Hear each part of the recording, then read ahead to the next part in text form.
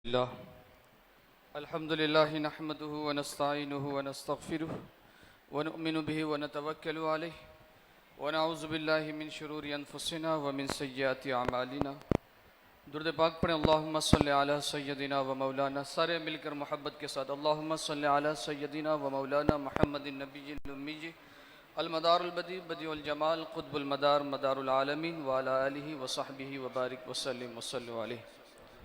अल्हम्दुलिल्लाह, जय्यद उलमाए किराम, बुजुर्गान दीन स्टेज पर तशरीफ़ फरमाएँ।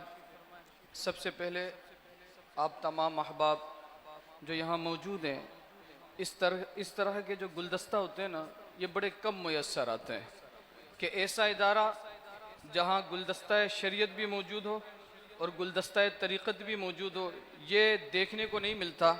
मुझे बड़ी खुशी हासिल हुई कि अल्हम्दुलिल्लाह जब मैं हज़रत अल्लामा अब्दुल जब्बार साहब की दावत पर, मुफ्ती अब्दुल सत्तार साहब की दावत पर औरंगी टाउन से यहाँ पर आया हूँ, और ये सिर्फ आपकी मोहब्बत खींच लाई है और कोई वजह नहीं। आपका इसरार, आपकी मोहब्बत मुझे यहाँ, आप ये समझें कराची के एक कोने से दूसरे कोना, और वो हदीस मेरे जहन में मौजूद है। मैं चाहता हूँ कि आप तमाम के भी जहनों में मौजूद हो। आप यहाँ बैठें किसी बगैर मकसद के नहीं बैठे, यहाँ बैठना आपका खाली ना जाए। आपके जहनों में वो हदीस मौजूद होनी चाहिए कि मेरे और आपके आका सल्लल्लाहु अलैहि वसल्लम ने इरशाद फरमाया, मन खरज फी तलबिल इल्म फहुवा फी सबीलिल्लाह हत्ता यरजी औ कमा क़ाल सल्लल्लाहु अलैहि वसल्लम।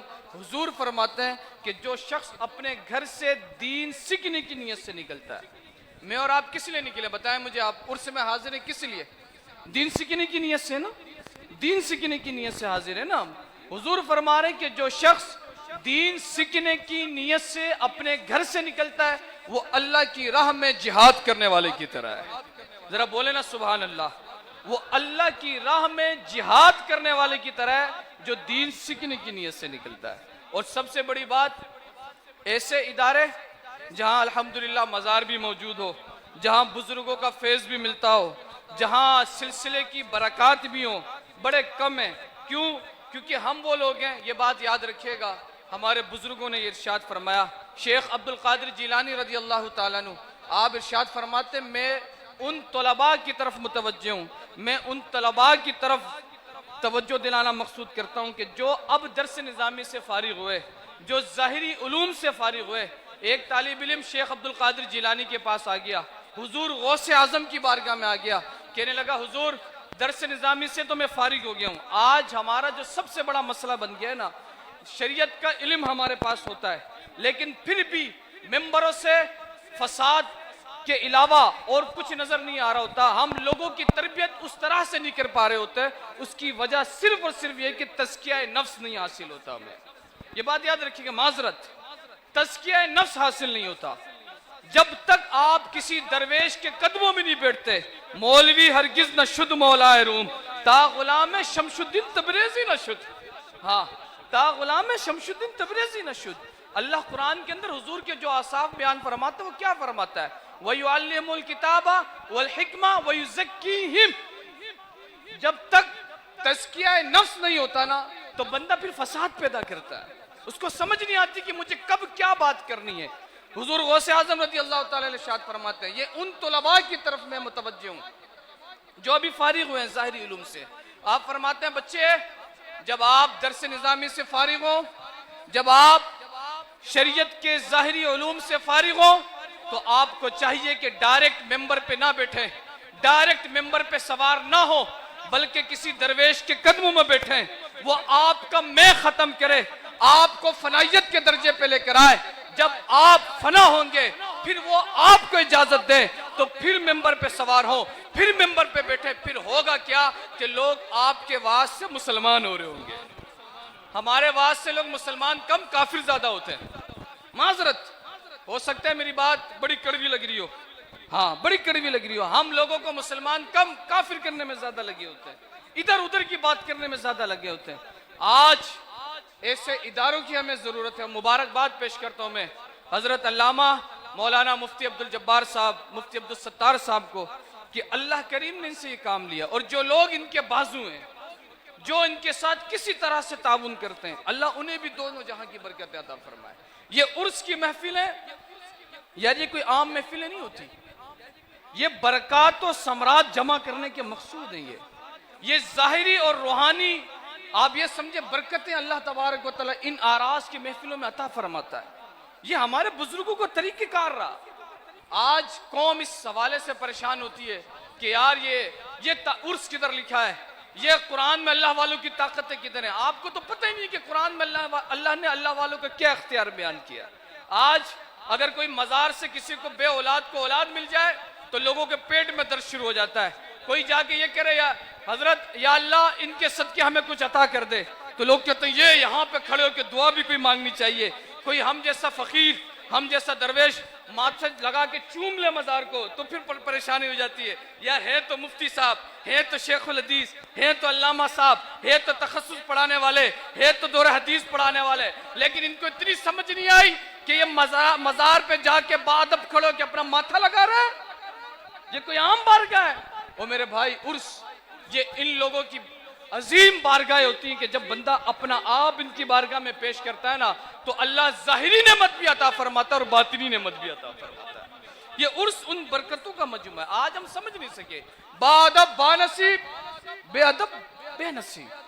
अदब का ताल्लुक है। आज हमारे दीन से, हमारे तरीके से, हमारे कल्चर से अगर निकल गया तो वो अदब निकल गया। मुझे अच्छी तरह से याद है, पहले लोग इस तरह की महफिलों में जाया करते थे ना, तो घर से बावजूद निकला करते थे, अदब के साथ आया करते थे। नीयतें, मन्नतें, मुरादें जहनों में हुआ करती थी। और फिर होता क्या था, उनसे पूछें, बोला अल्हम्दुलिल्लाह उर्स की महफिल में गए थे, अल्हम्दुलिल्लाह हजरत के बारगाह में गए थे, अल्हम्दुलिल्लाह अल्लाह ने अता किया। और क्यों ना अता हो, हजरत ज़करिया अलैहिस्सलाम हजरत मरियम के आस्थाने में हाजिर हैं, देख रहे बेमौसम के फल, उधर ही दिल में ख्याल पैदा होता है। अल्लाह की बारगाह में अर्ज करते, इतने अरसे से बे औलाद हैं। कौन? हजरत ज़करिया अलैहिस्सलाम। दिल में ख्याल पैदा होता है। आप कहते हैं मौला ये कोई छोटी मोटी बारगाह नहीं है, ये कोई छोटा मोटा आस्थाना नहीं है, ये कोई तेरी महबूबा है, ये कोई तेरी वलिया है। दिल में ख्याल पैदा होता है, अल्लाह की बारगाह में दुआ करते हैं, मौला इसके सदके मुझे औलाद अता कर। अल्लाह क्या फरमाता आगे से? नहीं, नहीं मांगना चाहिए, ये शिर्क है, ये बिदअत है। नहीं, अल्लाह फरमाता है या ज़करिया इन्ना नुबश्शिरुका बिग़ुलामिन इस्मुहु यहया लम नजअल लहु क़ब्ला समिया। ए ज़करिया, हम तुम्हें खुशखबरी देते हैं ऐसे लड़के की, ऐसे बेटे की जिसका नाम यहया होगा। अब देखिए ना, ये उर्स की महफिलें होती हैं, ये बड़े करम की, ये आप ये समझें कि मन्नतें मुरादें पूरी करने की होती हैं। और ये हमने नहीं कोई राइज किया कि 100 साल पहले हमने इसको राइज कर दिया हो, कोई 200 साल पहले राइज कर दिया हो। नहीं, ये मेरे आका सल्लल्लाहु अलैहि वसल्लम के जमाने से होता चला आ रहा है। तवज्जो है या नहीं आप तमाम अहबाब की? बस मैं अपनी बात खत्म कर रहा हूं। ये हुजूर के जमाने से चला आता आ रहा है। उर्स की महफिल आप देखें, हुजूर सल्लल्लाहु अलैहि वसल्लम आप अपने वफात से कुछ अरसा पहले आपने सहाबा के साथ हजरत सैयदना अमीर हमजा रज़ी अल्लाह तआला के मज़ार पे हाजिरी दी। बाकायदा मिंबर सजाया गया और आपने फातिहा खानी का एहतमाम किया। हजरत अबू बकर सिद्दीक फरमाते हैं, हुजूर के बाद ये हमारा तरीक़ेकार था कि हम हर साल शुहदाए उहद के मज़ारात पर हाजिरी दिया करते थे। आप देखें, जब बंदा इंतकाल करता है ना, तो सबसे पहला जो सवाल होता है ना, वो ईमान से रिलेटेड होता है। किससे रिलेटेड होता है? बोले। सबसे पहला सवाल कब्र में किसका होता है? बंदे का ईमान। जब बंदा कब्र में जाता है, फरिश्ते पूछते मर रब्बु का, तेरा रब कौन है? माँ दीनु का, तेरा दीन क्या है? अब ये दो सवाल के बाद जो आखिरी सवाल है वो कंपलसरी सवाल है, सबसे इंपॉर्टेंट सवाल। और क्या है? मा तक़ूलु फी हाज़ा हक़्क़ुर रजुल, बता इस हस्ती के बारे में, हुजूर सल्लल्लाहु अलैहि वसल्लम के बारे में दुनिया में क्या कहा करता था। अल्लाह, जरा बोले ना सुभान अल्लाह। सुनियो, तुम्हें अपने अकीदे पे नाश करना चाहिए। हाँ, तुम्हें अपने अकीदे पे नाश करना चाहिए। तुम्हें हुजूर की आल पर नाश करना चाहिए कि अल्लाह ने हमें बैठे बिठाए इन हजरात की गुलामी अता की है। आप देखें ना, आला हजरत अलैहिर्रहमा क्या फरमाते हैं, जिक्र रोक के फजल काटे नक्श का जो यार है। आला हजरत फरमाते हैं जिक्र रोके, हुजूर के जिक्र करने से रोके, फजल काटे फजीलत वाली आयतें नजर ना आए, जब देखो नक्श बयान करता रहे। आला हज़रत फरमाते फिर ऐसा बंदा कहे कि मैं हुजूर सल्लल्लाहु अलैहि वसल्लम की उम्मत हूँ, आप फरमाते फिर कहे मरदूद कि मैं हूँ उम्मत रसूलुल्लाह की।